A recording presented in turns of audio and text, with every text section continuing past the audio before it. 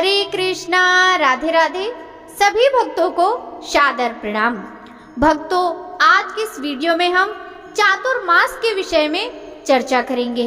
इस वीडियो में हम जानेंगे चातुर्मास किसे कहते हैं, चातुर्मास कब है, चातुर्मास व्रत के नियम, चातुर्मास से जुड़ी ऐसी बहुत सी बातों के बारे में हम विस्तार पूर्वक चर्चा करेंगे। तो आप सब बने रहिए वीडियो में शुरू से लेकर अंत तक। यदि अभी तक आपने चैनल को सब्सक्राइब नहीं किया है तो अवश्य ही कर लें, साथ ही बेल आइकन भी प्रेस कर लें, जिससे आने वाले हर नए वीडियो की नोटिफिकेशन आपको तुरंत ही मिल जाए। तो भक्तों, चलिए वीडियो शुरू करते हैं। भक्तों, सबसे पहले हम जानेंगे चातुर्मास किसे कहते हैं। चातुर्मास आषाढ़ मास की एकादशी तिथि से शुरू होता है और कार्तिक मास की एकादशी को समाप्त हो जाता है।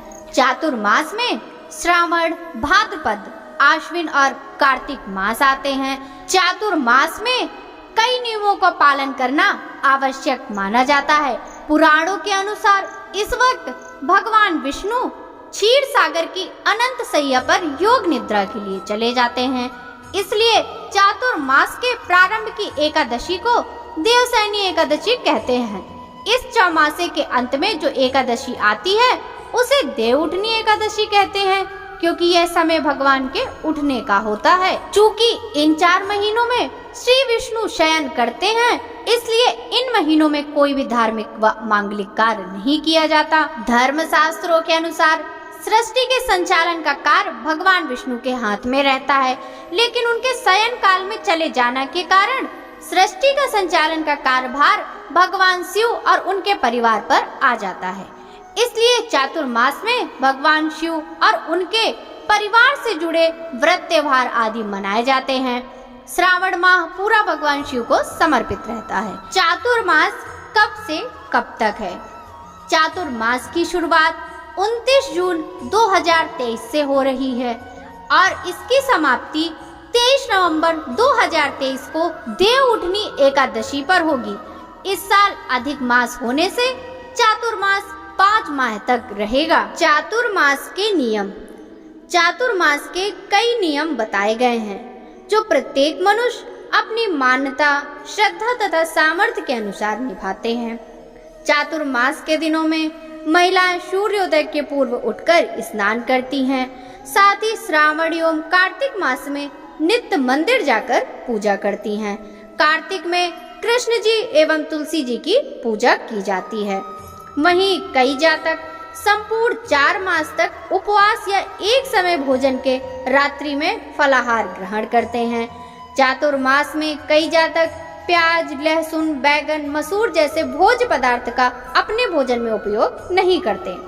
देखा गया है कि कई जातक नौ दुर्गा के समय चप्पल भी नहीं पहनते, व्रत का पालन करते हैं। श्रावण एवं नौ दुर्गा के व्रत में कई पुरुष अपने बाल तथा दाढ़ी नहीं कटवाते। संपूर्ण चातुर्मास में गीता का पाठ, सुंदरकांड का पाठ, भजन तथा रामायण का पाठ प्रत्येक जातक अपनी अपनी श्रद्धा तथा क्षमता के अनुसार करते हैं। चातुर्मास के समय कई जातक दान, पुण्य एवं धार्मिक स्थलों की यात्रा भी करते हैं। चातुर्मास व्रत की विधि। चातुर्मास में भगवान विष्णु की विशेष पूजा की जाती है। सबसे पहले चातुर्मास के दिनों में जल्दी उठें, उसके बाद नहाकर साफ वस्त्र धारण करें और व्रत का संकल्प लें। चातुर्मास के दिनों में भगवान विष्णु की विधिवत पूजा करें। चातुर्मास में भगवान विष्णु के मंत्रों का जाप करने से विशेष लाभ मिलता है। चातुर्मास में भगवान विष्णु को पीली मिठाई का भोग अवश्य लगाएं। भक्तों, अब हम जानेंगे चातुर्मास में क्या करें। चातुर्मास में कुछ लोग 4 माह तक एक समय भोजन करते हैं, जबकि साधक लोग फलाहार ही लेते हैं। इस दौरान राजसिक और तामसिक खाद्य पदार्थों का त्याग कर देते हैं। व्रत को खंडित नहीं करना चाहिए। नियम का पालन कर सको तभी चातुर्मास करना चाहिए। इस दौरान साधक लोग फर्श या भूमि पर ही सोते हैं। प्रतिदिन ध्यान, साधना या तप करते हैं। साधु जन योग, तप और साधना करते हैं। आम जन लोग भक्ति और ध्यान करते हैं। 4 माह ब्रह्मचर्य का पालन करना चाहिए।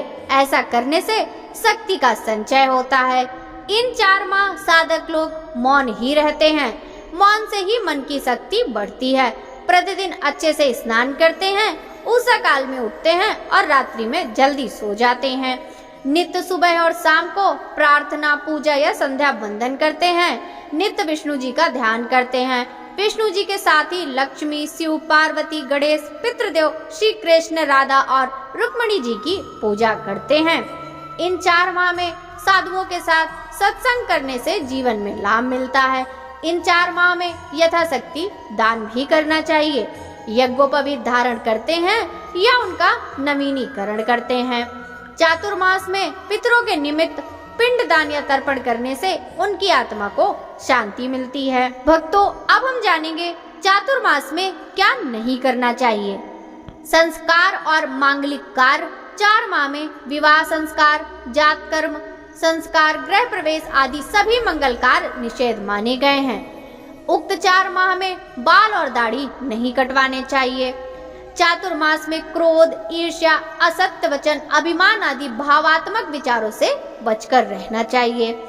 यहीं यदि व्रत धारण करके नियमों का पालन कर रहे हैं तो चातुर्मास में यात्रा भी नहीं करनी चाहिए। इन 4 माह में व्यर्थ वार्तालाप, झूठ बोलना, अनर्गल बातें, मनोरंजन के कार्य आदि त्याग देना चाहिए। चातुर्मास में तेल से बनी हुई चीजों का सेवन नहीं करना चाहिए। दूध, शक्कर, दही, तेल, बैगन, पत्तेदार सब्जियां, नमकीन या मसालेदार भोजन, मिठाई, सुपारी इत्यादि चीजों का सेवन भी नहीं करना चाहिए। चातुर्मास में त्याज पदार्थों का सेवन नहीं करना चाहिए। भक्तों, अब हम जानेंगे चातुर्मास में क्या खाएं और क्या ना खाएं। चातुर्मास में फलाहार भोजन करना चाहिए, वहीं सात्विक आहार भी ले सकते हैं। चातुर्मास के दौरान कई ऐसे पदार्थ भी हैं जिनका सेवन करने से हमें बचना चाहिए। श्रावण मास में पत्तेदार सब्जियां नहीं खानी चाहिए, क्योंकि वर्षा अधिक होने से पत्तेदार सब्जियों में हानिकारक जीवाणु छुप जाते हैं। यदि हम पत्तेदार सब्जियों से बने भोजन को ग्रहण करते हैं तो हमारे स्वास्थ्य पर असर पड़ता है। भाद्रपद मास में दही का खाना वर्जित बताया गया है। आश्विन मास में दूध का सेवन नहीं करना चाहिए, वहीं दूध से बनी हुई चीजों का भी सेवन नहीं करना चाहिए। दूध देने वाले पशुओं का स्थान वर्षा के कारण अशुद्ध हो जाता है, इस कारण आश्विन मास में दूध का सेवन वर्जित है। कार्तिक मास में प्याज, लहसुन, उड़द की दाल, छोले, बैगन, मसालेदार सब्जियां, मांसाहारी भोजन करना वर्जित माना गया है। चातुर्मास में श्री विष्णु भगवान को क्या भोग लगाएं? अच्छी वाणी के लिए गुड़ व मिश्री का भोग लगाएं। दीर्घायु तथा पुत्र पौत्र आदि की प्राप्ति के लिए मूंगफली का भोग लगाएं। अपने शत्रुओं का नाश करने के लिए सरसों के तेल से बनी हुई चीजों का भोग लगाएं। सौभाग्य के लिए मीठे खाद्य तेलों से बनी हुई चीजों का भगवान को भोग लगाएं, या आप सूजी का हलवा का भी भोग लगा सकते हैं, वह भगवान श्री हरि को अत्यधिक प्रिय है। मृत्यु के पश्चात स्वर्ग की प्राप्ति के लिए पीली मिठाइयों का भोग लगाएं। इसके अलावा व्यक्ति को चातुर्मास के इन 4 महीनों के लिए अपनी रुचि एवं श्रद्धा के अनुसार नित्य व्यवहार के पदार्थों का त्याग अथवा ग्रहण करना चाहिए। चातुर्मास में क्या ग्रहण करें? मनोवांछित वर प्राप्त करने के लिए बर्तन की जगह केले के पत्ते में भोजन करें। देह शुद्धि व सुंदरता के लिए निश्चित प्रमाण के पंचगव्य का ग्रहण करें। आत्म शुद्धि के लिए पंचमेवा का सेवन करें। वंश वृद्धि के लिए नियमित रूप में गाय के दूध का सेवन करें। सर्व पाप क्षय पूर्वक सकल पुण्य प्राप्त होने के लिए एक मुक्त नक्त व्रत, आयाचित भोजन या सर्वथा उपवास करने का व्रत ग्रहण करें। भगवान विष्णु को प्रसन्न करने के लिए दिन में केवल एक बार ही भोजन ग्रहण करें या उपवास रखें। चातुर्मास में क्या त्याग करें? प्रभु शयन के दिनों में सभी प्रकार के मांगलिक कार्य न करें। चारपाई पे सोना, भार्या का संग करना, झूठ बोलना, मांस मदिरा सेवन, शहद तथा दूसरों का दिया, दही भात आदि का भोजन करना, मूली, पटोल एवं बैगन इत्यादि का त्याग करना चाहिए। मधुर स्वर के लिए गुड़ एवं मिश्री का त्याग करें।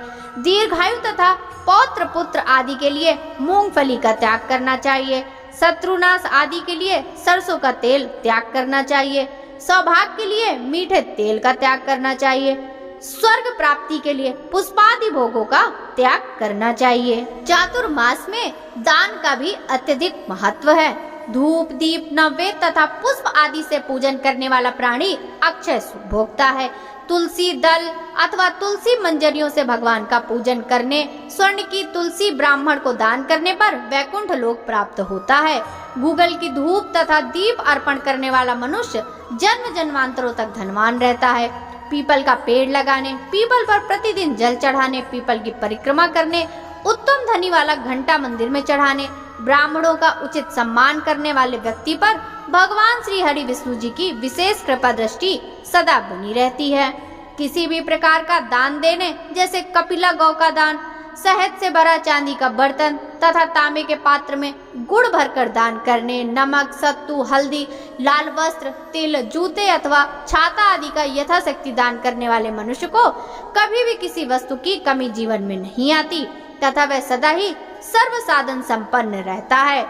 जो व्रत की समाप्ति अर्थात उद्यापन करने पर अन्न, वस्त्र तथा शय्या का दान करता है, वह अच्छे सुख को प्राप्त करते हैं तथा सदा धनवान रहते हैं। वर्षा ऋतु में गोपी चंदन का दान करने वालों को सभी प्रकार के भोग एवं मोक्ष मिलते हैं।